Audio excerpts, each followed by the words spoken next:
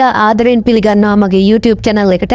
ඔයා තාමත් මාව subscribe කරලා නැත්නම් subscribe කරන්න කියලා ඉතා ආදරෙන් ඉල්ලා සිටිනවා. ගෙදර කවුද? කවුරුන්දෝ අඬගසන හඬින් ෂෙනාල් දැහැනෙන් මිදුනේය. අම්මා තාත්තාත් නිවසේ නොමැති බැවින් ඉදිරිපස දොර වසා තිබුණි. ගෙදර කවුද? නැවතත් අඬගසුණු ඇසේ. ෂෙනාල් වහා ඇඳෙන් නැගිට ගොස් ඉදිරිපස දොර විවර කළේය. good morning ෂෙනාල් මල්ලි. කෝ අම්මලා නැද්ද? අද කඩේ තාම වහලානේ. මින සිටියේ ෂෙනාල්ගේ නිවසට නිවෙස් දෙක තුනක් එහායින් පදිංචිව සිටි ඉරේෂා අක්කාය. කමේ බොහෝ අයවලුන් ඇය දැන සිටියේ සිංගිති යන හුරතල් නමිනි. good morning සිංගිති අක්කේ. අද කඩේ අරින්නේ නෑ. අම්මලා ගමනක් ගිහින්. අයියෝ ළමයෝ. දැන් එන්නේ නැද්ද යාලා? ආයෙමෙතින් හන්දේ කඩේට යන්න එපැයි.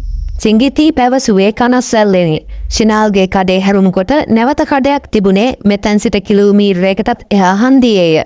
එබැවින් ෂෙනාල්ගේ කඩේ වසා දැමීමෙන් ඇය අපහසුතාවයට පත්ව ඇති බව ෂෙනාල්ටද වැටහුණි. අම්මලා එන්න හෙට සිංගිති අක්කේ. එයාලා මාත්‍ර අක්කලයි ගමේ මලගෙදරට ගේ. ෂෙනාල් පැවසුවේය. සිංගිතිගේ දැස් තිබුණේ ෂෙනාල්ගේ හිසේ සිට දෙපතුල් දක්වා එහා මෙහා දුවමිනි. විශ්වවිද්‍යාල නිවාඩු දිනයක් වූ බැවින් රාත්‍රියේ නිදාහුන් පරිදිම තවමත් සිටි ෂෙනාල්ගේ ඇඟේ තිබුණේ රාත්‍රී කාලයට අඳිනා කුඩා කොට කලිසම පමණකි. යට ඇඳුමක් නොහැඳ සිටි බැවින් එයින් ඔහුගේ රහස් අවයව එලිප්පී පෙනෙනු ඇතැයි මතක් වූ ඔහුට වහා ලැජ්ජාවක් ඇතිවිය. ඔහුට අවශ්‍ය වූයේ කඩිනමින් සිංගිතීව නිවසින් පිටත් කිරීමටය. බලන්නකො මල්ලි, අයියත් ගෙදර නෑ හන්දේ කඩේටවත් යවා ගන්න. අනේ පුළුවන් නම් මට කඩේ ඇරලා මිරිස් කුඩු පැකට් එකක් දෙන්නකෝ. ප්ලීස් මල්ලි. සිංගිති කීවේ ආයාචනාත්මක සුරයකිනි. අනේ අක්කේ. කඩේ ඇතුළේ තාත්තා කොහෙ තියලාදවත් මම දන්නේ නෑ. හැබැයි අම්මා කුස්සියට ගත්ත මිරිස් පැකට් එකක් තිබුණොත් දෙන්න පුළුවන්. ඔහොම පොඩ්ඩක් ඉන්නකෝ මම බලන්නම්. අනේ ප්ලීස් මල්ලි, ලොකු උදව්වක්. ඒ අනුව ෂෙනාල් කුස්සිය බලා පිටත් විය. කුස්සියෙහි වූ ලොකර හැර වූ මිරිස් කුඩු පැකට් එකක් ඇද්දැයි බැලුවොත් එහි මිරිස් කුඩු පැකට් නම් තිබුණේ නැත. එහෙත් මිරිස් කුඩු පිර වූ බෝතලයක් නම් විය. බෝතලය අතටගත් ෂෙනාල් සිංගිති වෙත යාමේ අභිලාෂයෙන් ආපසු හැරුණේය. එක්වරම තමා ආසන්නයේ හිටගෙන සිටින සිංගිත් දැකීමෙන් ඔහු තිගැස්සී ගියේය. අම්මෝ මම බය වුණා. ෂෙනාල් පැවසුවේය. අපෝ බයගුල්ලෙක්නේ. මමත් ඉතින් ඔයා පස්සේ මාව කුස්සියට. මිරිස් කුඩු බෝතලය අත් දෙකෙන්ම අල්ලාගෙන සිටි ෂෙනාල්ගේ නහය මිරිකන ගමන් සිංගිති පැවසුවේ සිනාසෙමිනි. ෂෙනාල්ද ඇති වූ ලැජ්ජාව සඟවා ගැනීමට ඔහු ආයාසයෙන් සිනහවක් මුවගට නගා ගත්තේය. අක්කට මේකෙන් ඇතිතරමත් දාගෙන යන්න. සිංගිති වෙත මිරිස් කුඩු බෝතලය සහ ග්‍රොසරි බෑග් එකක් දිගු කරමින් ෂෙනාල් පැවසුවේය. දැන් එතකොට ෂෙනාල් මල්ලිට කෑම කොහමද අම්මලා එනකල්? ග්‍රොසරි බෑග් එකට මිරිස් කුඩු අස් කරගන්නා ගමන් සිංගිති ඇසුවාය. අම්මලා යනකොට උදේට උයලා ගේ සිංගිති අක්කේ. දවල්ට රැට මම මොනාරි හදාගන්නවා. හෙට උදේට ආපහු කැම්පස් යනවනේ අක්කේ. එහෙනම් මම ෂෙනාල් මල්ලිටත් එක්ක දවල්ට උයන්නම්. කාලා යන්න එනවද අපේ දිහාට? අනේ කරදර වෙන්න ඕන නෑ අක්කේ. මම මොනවාරි හදාගන්නම්. මොන කරදරයක්ද ළමයෝ? අපි ඉතින් උයන්න මේපැයි. ඒ ගමන් හාල් ටිකක් වැඩිපුර තියන්න විතරනේ දෙන්නේ. සිංගිති කීවේ ෂෙනාල් දෙස බලමිනි. ෂෙනාල් කිසිත් නොකියා ඔහේ බලා සිටියේය. උයන්න මහන්සි වෙනවට වඩා සිංගිතිගේ නිවසින් දහවල් කෑම ලැබෙනවා නම් තමාට පාඩුවේ පොතපතේ වැඩක් කළ හැකියයි ඌ සිතීය. මට මල්ලිගේ ෆෝන් නම්බර් එක දෙන්නකෝ. මම උයලා ඉවරලා මැසේජ් එකක් දාන්නම්. ෂෙනාල්ගේ දුරකථන අංකය තම දුරකථනයට ඇතුළත් කරගත් සිංගිති පිටත් වූවාය. ඩෙනිම් කොට කලිසමක් සහ අත් නොමැති සුදු පැහැති ටී-ෂර්ට් එකක් හැඳ සිටි සිංගිති තමාට පසුපස හරවා තාලයකට ඇවිදන් යන විට දෙපසට වැනෙන ඇයගේ නිතඹ දෙස ෂෙනාල් මොහොතක් බලා සිටියේ දැනුණු අමුතු මැහැඟීමකින්ය. සිංගිති යනු වයස 26ක් 27ක් පමණ වූ තරුණියකි. ඇයගේ උපන් ගම ගම්පහ ප්‍රදේශයේ වූ අතර ඇය විවාහ වී සිටියේ ෂෙනාල් හට දුරින් ඥාති වූ අමිල නම් වූ තරුණයෙකු සමගය. ඔහු යුද්ධ හමුදා නිලධාරියෙකු වූ අතර දැනට සේවය කළේ යාපනයේ ප්‍රදේශයේ බැව් ෂෙනාල් දැන සිටියේය. සිංගිති හා අමිල විවාහ වී අවුරුදු 5ක් පමණ වුවත් මේ වනතෙක් ඔවුන් හට දරුවන් සිටියේ නම් නැත. අතිශය පෞද්ගලික කරුණක් වූ එයට හේතුවක් නම් ෂෙනාල් නොදත්තේය. අම්මලා නොමැති හේතුවෙන් දැනුණ කම්මැලිකමත් සමගින් ෂෙනාල් නැවතත් ඇඳට වැටුණේය. ඔහුට නැවත නැවතත් මතක් වූයේ සිංගිති තමාගේ සිරුර දෙස බැලූ ආකාරයයි. එමෙන්ම සිංගිතිගේ හැඩකාර සිරුර මතක් වීමෙන් ෂෙනාල්ගේ ශරීරයේ යම් යම් කොටස් උද්දීපනය වන්නට වූයේ ඔහුටත් නොදැනීමය. තාරුණ්‍යයට නිරායාසයෙන්ම උරුම ඒක පුද්ගල ක්‍රියාවලියකට ඔහු සූදානම් විය. ඔහුගේ හැඟීම් උණුසුම් වී ඇඳ ඇතරිල්ල තෙත් විද්දී යටලියේ මැවුනේ නාරිලතා මල් නම් නොව සිඟිතිගේ රූසපුවය. එහෙත් එම ක්‍රියාව අවසාන වූවහම ෂෙනාල්ට තමා කෙරෙහි වරදකාරී හැඟීමක් දැනෙන්නට විය. දුරකථනයට කෙටි පණිවිඩයකි. නාන කාමරයේ සිට තුවාය ඇඟවටා දවටාගත් ෂෙනාල් දුරකථනය වෙත ඇදුනේය. මල්ලි කෑම කන්න එන්න. WhatsApp පණිවිඩය සිඟිතිගෙනි. සේව් කර නොමැති අංකයක් බැවින් ෂෙනාල් එම අංකය වහාම සේව් කරගත්තේය. ඒත් සමගම සිඟිතිගේ ගිණුම වෙත ඇතුළත් වූ ඔහු ඇයගේ ඡායාරූපයේ දෙස බලා සිටියේය. ප්‍රියකරු සිනහවක් සමගින් ගත් ඇයගේ ඡායාරූපය ඉතාමත් ලස්සන බැව් ෂෙනාල්ට සිතුනි. වේලාව දහවල් එකට ආසන්න වී ඇත. හරි අක්කා මම ඉක්මනින් එන්නම්. වොෂ් එකක් දාන ගමන් හිටියේ. ෂෙනාල් පිළිතුරු සැපයීය. ඒකනේ මේ මට සුවඳක් ආවේ. සිනා මුහුණක් සමගින් ඇය පිළිතුරු එවීය. එම වදනට ෂෙනාල්ට සිනහ ගියමුත් කිසිත් නොකියා දුරකථනයේ පස්සකින් තබා ඇඳුමක් ඇඳගන්නට විය. කොට කලිසමක් සහ ටී-ෂර්ට් එකක් ඇඳගත් ඔහු වෙනදාට වඩා සුවඳ විලවුන් ගැල්ලූ හේතුව ඔහුවත් නොදත්තේය. එහෙත් වෙනදා ටවුමට ගියත් එතරම් සැලකිල්ලක් නොදක්වන ඔහු අද දිනේ ඔහුගේ බාහිර පෙනුම පිළිබඳව වැඩි සැලකිල්ලක් දක්වන්නට විය. සිඟිතිගේ නිවසේ ගේට්ටුව විවර කර තිබුණි. තම නිවසේ සිට මීටර් 200ක් පමණ දුරින් පිහිටියත් මින් පෙර කවමදාකවත් ඔහු සිඟිතිලාගේ නිවසට පැමිණ නොතිබූ බැවින් ෂෙනාල්හට ඇතිව තිබුණේ ආගන්තුක බවකි. ඔහු ගේට්ටුවෙන් ඇතුළුව නිවස කරා ගොස් නිවසේ සීනුව නාද කළේය. මොහොතකින් දොරේ අගුල කරකැවෙන හඬ ඇසුන බැවින් ෂෙනාල් මඳක් පසුපසට වී බලා සිටින්නට විය. ඔයා ආවද? එන්න මල් යතුනේ ටිකක් වාඩි වෙලා ඉන්නකෝ. මම උයලා ඉවරලා වොෂ් එකක් දාගත්තා. මම ඇඳුම් දාගෙන විනාඩියෙන් එන්නම්. දොර විවර කළ සිඟිති පැවසුවේ පියකරු සිනහවක් පාමිනි. ඇය ඒ වන විටත් හැඳ සිටියේ තුවායක් පමණි. එබැවින් ඇයගේ දිලිසෙන අත්ගොප සහ ගෙල පෙදෙසත් දනහිසෙන් මඳක් ඉහළ සිට දෙපාත් නිරාවරණය වී තිබුණි. ඇය වෙතින් වහනේ වූ සියුම් රෝස සුවඳ ෂෙනාල්ට දැනුණ අතර ඔහුගේ සිත අකුණක් ගැසූ කලකෙමෙන් තිගැස්සීගේ ඔහුටත් නොදනීමය. හු කිසිත් නොකියා ඇය සමගින් සිනාසී සාලෙහි වූ සැටිය මතින් අසුන් ගත්තේය. සිඟිති ඉඟසුඟ නලවමින් ෂෙනාල්ට පසුපස හරවා පඩිපෙළ නැග නොපෙනී යන තෙකින් ෂෙනාල්ගේ නෙත් රැඳී තිබුණේ ඇයගේ නිතඹේය.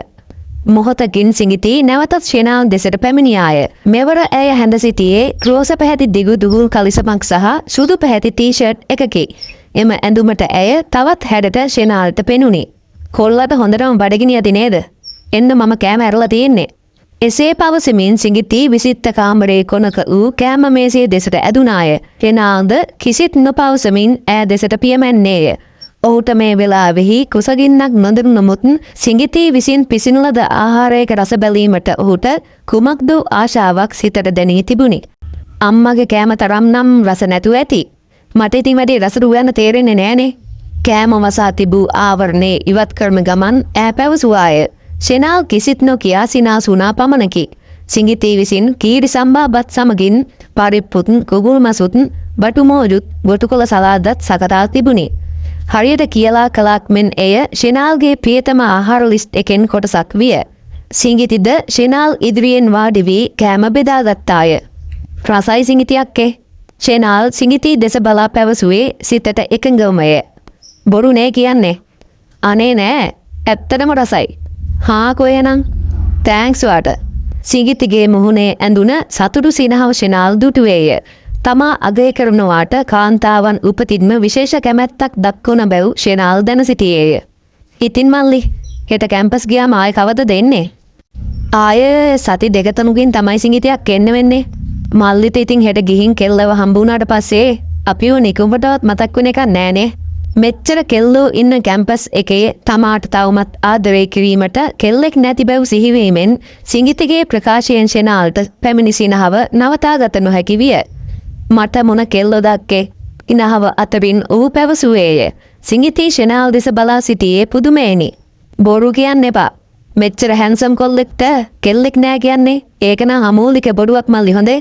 සිඟිති පැවසුවේ නෝක්කාඩු සුරයෙනි. ෂෙනාල් තවමත් සිනාසෙන ගමන්ය. සීරියස් කියන්නේ සිඟිතියක්කේ? අම්මපා ඇත්තමයි කීවේ. අනික මෙහෙමනේ අක්කේ. අපි ඉතින් ලැජ්ජ බයට හැදුණු කොල්ලෝනේ. අනේ වාගේ ලැජ්ජ බය මම දැක්කනේ ලැජ්ජ බයට හැදුණු කොල්ලා ආව ගමන් මගේ දිහා ගිලින්න වගේ බලපු හැටි. ෂෙනාල් තිගැස්සී ගියේය. ඔහුගේ සිනහව එක්වරම නතර විය. තමා සිඟිතිගේ රූ සපුවෙහි සුන්දරත්වය නැරඹූ බව ඇය වෙත නිරීක්ෂණය වී ඇති බව සිතීමෙන් ඔහුගේ සිත ලැජ්ජාවෙන් මිරිකී යන්නට විය. අයියෝ ඔයාට අප්සෙට් ගියාද? මම විහිළුවක් කළේ යනේ. ෂෙනාල්ගේ මුහුණේ ඇති වූ වෙනස්කම හඳුනාගත් සිඟිති පැවසුවේ සිනාසෙමිනි. උදේ තමාගේ නිවසට සිඟිති පැමිණි අවස්ථාවේ තමාගේ ශරීරයේ දෙසද ඕනෑකමින් ඇය බැලූ බව තමාද දුටු බව පැවසීමට ෂෙනාල්ට සිතු නොමුත් ඔහු මුනිවත රැක්කේය. ඔයාට තැන්කියු මල්ලි. ආහාර ගැනීමෙන් පසු පිටත්ව යාමට සැරසෙන ෂෙනාල්ගේ දැස් දෙස කෙලින් බලමින් සිඟිති පැවසුවාය. ඒ මොකට දක්කා තෑන්ක්ස් කරන්නේ? මමනේ ඔයාට තෑන්ක්ස් කරන්න ඕන. නෑ අනේ මේ ගෙදර මම ඉන්නේ හරි පාළුවෙන්. ඔයා ආව නිසා අද මගේ හිතට මාර හැපි. ඒකට තෑන්ක්ස් කළේ. ඉතින් අක්කේ බබෙක් දෙන්නෙක් හදාගන්නකෝ. එතකොට අක්කට පාළු නෑනේ. බබාලා හදාගන්න මේ වෙනකොට අපි නොකරපු දෙයක් නෑ මල්ලි. අනේ අපි ඒ ගැන කතා නොකරමුද?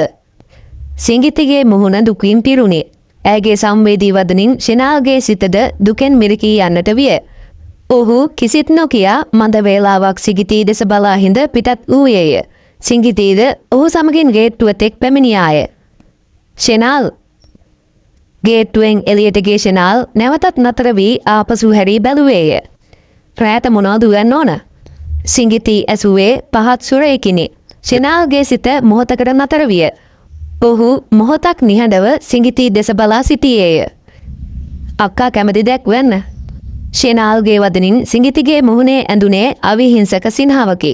ෂෙනාල්ද සිනහවකින් ඇය වෙත මොහොතක් බලා හිඳ නික්මුණේය. ඔහු බඳ දුරක් ගොස් නැවත ආපසු හැරී බැලුවේය. සිඟිතී තවමත් ගේට්ටුව අසල සිට ෂෙනාල් යන දිස බලා හිඳුණු දැක ෂෙනාල්ගේ සිතෙහි ආගන්තුක හැඟීමක් පොපියන්නට විය. ඔහුට සිඟිතිගේ සිනහව මැවි මැවි පෙනෙන්නට විය. නිවසට ගිය ෂෙනාල්ට මතක් වූයේ සිඟිතිගේ සිනහවයි. මෙතෙක් කලක් ඕනෑතරම් අවස්ථාවන්හි සිඟිතිව දැක ඇතත් අද ඔහුට ඇයව දැනුනේ වෙනස්ම අයුරකිනි. කෙසේ වෙතත් ඔහුට සිඟිතිගේ සුවාම් පුරුෂයා වූ අමිල මතක් වීමෙන් ඔහුට ද්‍රෝහී ක්‍රියාවක් කිරීම නුසුදුසු ක්‍රියාවක් බැව් සිතෙන්නට විය. එබැවින් තවදුරටත් සිඟිතී ගැන නොසිතා ඔහු ටීවී එක ඉදිරියේ වාඩි වූයේ චිත්‍රපටයක් බැලීමට සිතාගෙනය. ෂෙනාල්ගේ දුරකථනයට තිලිනිගෙන් WhatsApp පණිවිඩයකි. මල්ලි මොකෝ කරන්නේ? මුකුත් නෑ අක්කා ෆිල්ම් එකක් බලනවා. මමත් එන්න දේනම්? එන්න. එන්න කීවට ඔයා මම එනවට කැමති නෑ කියලා මම දන්නවා. නෑ නෑ අනේ එන්න ඉතින්. අම්මෝ බෑ කොල්ලමාව ගිල්ලොත්. බය වෙන්න එපා ගිල්ලත් ආපහු අමාරනවා. ෂෙනාල් තනියම සිනහවෙමින් සිඟිතී සමගින් කෙටි පණිවිඩ හුවමාරුවකය. එය ඔහුට වෙනස්ම වූ සොඳුරු අත්දැකීමක්ද විය. එහෙනම් අපි රෑට ෆිල්ම් එකක් බලමු මල්ලි. ඔයා කෑමට එනකොට ෆෙන් ඩ්‍රයිව් එකට ලස්සන ෆිල්ම් දෙක තුනක් දාගෙන එන්න. සිඟිතිගේ ආරාධනෙන් ෂෙනාල්ගේ සිත අමුතුම සතුටකින් පිබිදී යන්නට විය. ඔහු වහාම පෙන් ඩ්‍රයිව් එක රැගෙන ගොස් ලැප්ටොප් පඩිගණ එකේ අසල වාඩි විය. රාත්‍රී 7 පමණ වන විට රාත්‍රී කෑම සඳහා පැමිණෙන ලෙස සිඟිතිගේ පණිවිඩය ෂෙනාල් වෙත ලැබුණි. ඔහු නිවසේ දොර ජනෙල් වසා දමා කේට්ටුවද අගුළු දමා සිඟිතිගේ නිවස බලා පිටත් විය. වෙනදා සිඟිතිගේ නිවසෙහි ඉදිරිපසින් දැල්වුණ විදුලි පහන් එදා නිවී තිබුණි. අසල්වාසීන්ට නොපෙනෙන සේ පැමිණෙන ලෙස සිඟිතී විසින් කළ ඉල්ලීම හේතුවෙන් ෂෙනාල් මාර්ගයේ ගමන් කළ අයවලුන්ගේ මානෙන් මිදී වහා සිඟිතිගේ ගේට්ටුවෙන් ඇතුළු වී ගේට්ටුව වසා දැමීය. ඔහු නිවසට ඇතුළු වී මොහොතකින් සිඟිතී විසින් වෙනදා මෙන්ම ඉදිරිපස විදුලි පහන් දැල්වුවාය. මොනා වුණත් කවුරුනි දැක්කොත් හරි නෑනේ මල්ලි. අවුලක් හිතන්න එපා හොඳද? සිඟිතී පැවසුවේ ආයාචනාත්මක හඬකිනි. ඒකට කමක් නෑ අක්කා. මම කෑම කාලා ඉක්මනින් ආපහු යන්නම්. එහෙම ඉක්මනින් ආපහු යන්න නම් බෑ. මම කීවේ යන්නේන වෙලාව ගැන විතරනේ. ගේ ඇතුලේ හිටියට පිට මිනිසුන්ද පේන්නේ නෑනේ.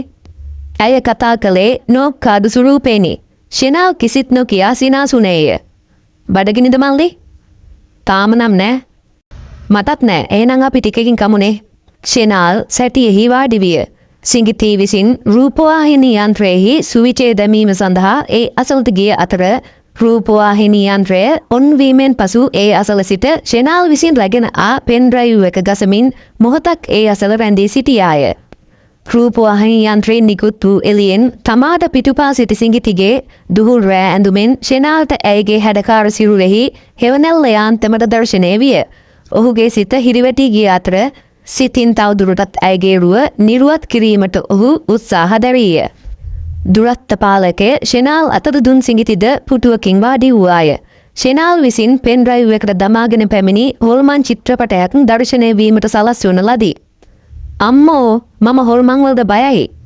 චිත්‍රපටයෙහි ආරම්භක දර්ශනයෙන්ම බියටපත් වූ සිඟිති සිනහ වෙමින් පැමිණ ෂෙනාල් අසලින් වාඩි වූවාය. එහෙනම් වෙන එකක් දාන්න දක්කේ? ෂෙනාල් ඇසුවේ සිඟිතිගේ මුහුණ දෙස කෙලින් බලමිනි. නෑ නෑ මම ආසයි හොල්මන් ෆිල්ම් බලන්න.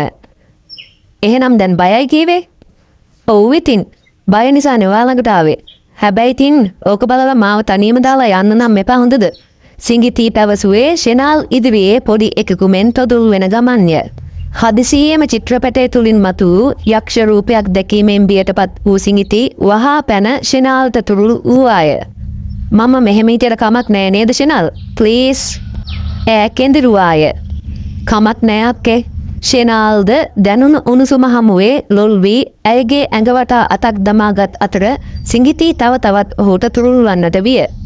ෂෙනාල්ගේ පපුව තුලින් නැගුණ ලබ්ඩබ් ශබ්දය ඉතා වේගවත් වී තිබුණි. එය සිඟිතිගේ කනට දැනුනි. ඇය සෙමෙන් ෂෙනාල්ගේ පපුව පිරිමදිමින් තව තවත් ඔහුගේ පපුවට තුරුළු වූවාය. එදින රාත්‍රිය ඔවුන් දෙදෙනාටම නිදිවර්ජිත එකක් විය. ෂෙනාල්ගේ ජීවිතයට ප්‍රථම වතාවට කාන්තා පහසක අත්දැකීම් එකතු වෙද්දී සිඟිතිද අමිලගෙන් නොලද සතුටක් ෂෙනාල්ගෙන් ලැබුවාය. ඒ අනුව අලුයම වන විට කිහිප අවස්ථාවක්ම සතුටු වී සිටි ඔවුන් අඳුර පහව යාමට මත්තෙන් ඔවුනොවුන්ගෙන් වෙන් වුණෝය. මන්දයත් ෂෙනාල් හට විශ්වවිද්‍යාලය සඳහා පිටත් විය යුතු වූ බැවිනි. එහෙත් ඔවුන් වෙන් වෙන අවස්ථාවේ සිඟිති නම් ඔහුව වැළඳගෙන සමු දුන්නේ හඬමිනි. ෂෙනාල් ඇයව අස්වැසීමට උත්සාහ කළද ඇයගේ හැඬීම් නම් නතර වූයේ නැත. එබැවින් ඔහු පිටව ගියේ නම් දුක්බරවය. ෂෙනාල් සියලු මතකයන් අමතක කර විශ්වවිද්‍යාලයේ ඉගෙනීමේ කටයුතු සඳහා අවධානය යොමු කළේය. ජීවිතයේ පළමු වතාවට ඇසුරු කළ සිඟිති ඔහුට බොහෝ අවස්ථාවන්හිදී මතක් වූමුත් ඔහු ඇයව කෙසේ වෙතත් එදින රාත්‍රියේ යලි යලිත් ආවර්ජනය නොකිරීමට වග බලා ගත්තේය. සිඟිතිද එදිනෙන් පසු ඔහු වෙත කෙටිපණවිඩ එව්වේ නැත. එබැවින් ඇයද එම සිදුවීම අමතක කරන්නට ඇතැයි ෂෙනාල් සිතුවේය. ඉන්පසු ගෙවී ගිය කාලය තුල මාස කිහිපයක්ම ෂෙනාල් නිවසට ගිය දිනයන්හිදී ඔහු හට සිඟිති මුණ ගැසුණේ නම් නැත. එදින රාත්‍රියෙන් මසකට පමණ පසු ෂෙනාල් විශ්වවිද්‍යාල ඉගෙනුම අවසන් කරන ලද අතර වෛද්‍ය පුහුණුව සඳහා පුත්තලම රෝහල වෙත අනියුක්ත කෙරිණි. එයිනිදු මාස 5කට පමණ පසු දිනක ඔහු තවත් ජ්‍යෙෂ්ඨ වෛද්‍යවරයෙකු සමගින් ගර්භණී මාතාවන්ගේ සායනයෙහි මව්වරුන් සඳහා වූ සායනය කරමින් සිටියේය. එක්වරම දුටු දසුනින් ඔහු වික්ෂිප්ත විය. සායනය සඳහා පැමිණ සිටියේ සිඟිති සහ අමිලය. ඔවුන්ද තමා දැකීමෙන් මහත් පුදුමයෙන් මොහොතක් බලා සිටියෝය. එහෙත් නිමේෂයකට පසු ඔවුන් දෙදෙනාම ෂෙනාල් දෙස බලා සිනාසුනෝය. ෂෙනාල් වහා නැගිට ඔවුන් වෙත පැමිණියේ සිනහවක්ද සමගිනි. සිඟිති විශාල බඩගෙඩියක් සහිතව සුන්දර සිනහවක් සමගින් ෂෙනාල් දෙස බලා සිටියාය. එම බැල්මෙහි වූ අහිංසක සතුට ෂෙනාල්ට අමුතුවෙන් හඳුනා ගැනීමට වෙහෙසක් දැරීමට උවමනා නොවීය. එය පෘථග්ජ පූර්වක බැල්මකි. ෂෙනාල් මොහොතක් ඇය දෙසත් ඇයගේ කුස දෙසස් බලා අමිල දෙසට හැරුණි. අමිල අයියේ නිවනද? ඔව් මල්ලි කොහමද ඉතින්? ඔයා මෙහෙ ඉන්නවා කියලා නම් මාරංචි වුණා. ඒත් අපිට අදනේ ඉස්සෙල්ලාම හම්බ වුණේ. ඔව් අයියේ පහුගිය කාලේ මම සර්ජිකල් වෝඩ් එකේ හිටියේ. ඉතින් සිඟිතියකට දැන් මාස කීයද? මාස 6යි මල්ලි. අපි මේ අවස්ථාව වෙනකල් අවුරුදු 5ක් විතර බලන් හිටියා. කවදාවත් හිතුවේ නෑ මේ වගේ වාසනාවක් අපිට ලැබෙයි කියලා. සිඟිතිට ට්වින්ස්ලා මල්ලි. අමිල පැවසුවේ දිලිසෙන දෑසිනේ. ඒ ඇසීමෙන් ෂෙනාල්ගේ සිත සතුටින් හිරිවැටී ගියත් ඔහු ඒ පිටතට නොපෙන්වීමට වග බලා ගත්තේය. මට ගොඩක් සතුටුයි අයියේ. එනම් දෙන්නටම මගෙන් සුබ පැතුම්. ෂෙනාල් පැවසුවේ සිඟිති දෙසත් අමිල දෙසත් බලමිනි. සිඟිති ආදරණීය සිනහවකින් ෂෙනාල් දෙස බලා සිටියාය. එනම් මම යන්නම්. සිඟිති අක්කගේ වාරයාම එන්නක හොඳද? ෂෙනාල් ආපසු තමාගේ අසුන වෙත යාමට ආපසු හැරුණේය. මල්ලි නැවතත් අමිල ඔහු ඇමතු බැවින් ෂෙනාල් නැවතී හිසහරවා අමිල දෙස බැලීය. තෑන්ක්ස් බං. මොහොතක් ෂෙනාල් දෙස බලා සිටි අමිල පැවසුවේය. ඔහුගේ මුහුණේ තිබුණේ අසරණකමක්ද එසේත් නොමැතිනම් සතුටක්ද කියා ෂෙනාල්ට නොවැටහුණි. ඔහු තිගැස්සී සිඟිතී දෙස බැලුවේය. සිඟිතී බියමුසු දෑසින් ෂෙනාල් දෙස බලා සිටියාය. අමුතුවෙන් මුවගට නගාගත් සිනාවක් ඔවුන් වෙත පෑ ෂෙනාල් වහා ඔවුන්ගෙන් නික්මුණේ කැළඹුණ සිතකිනි. මොහොතකින් ඔහු යථාර්ථත්වයට සිත එක්තැන් කරගත් අතර තමා අමිල වෙත වරදක් කළා යන හැඟීම අමතක කිරීමට උත්සාහ දැරීය. ඔහුගේ සිතේ මොකක්දෝ සතුටක් අකුණු පහරක් මෙන් ඇදී යන්නට විය. ඒ කතාව මේ විදියට අවසාන වෙනවා. තවත් මේ වගේ ලස්සන අලුත් කතාවකින් නැවත හමුවෙමු. ඉතා ආදරෙන් ඉල්ලා සිටිනවා ඔයා තාමත් මාව සබ්ස්ක්‍රයිබ් කළා නැත්නම් සබ්ස්ක්‍රයිබ් කළා මාත් එක්ක එකතු වෙන්න කියලා.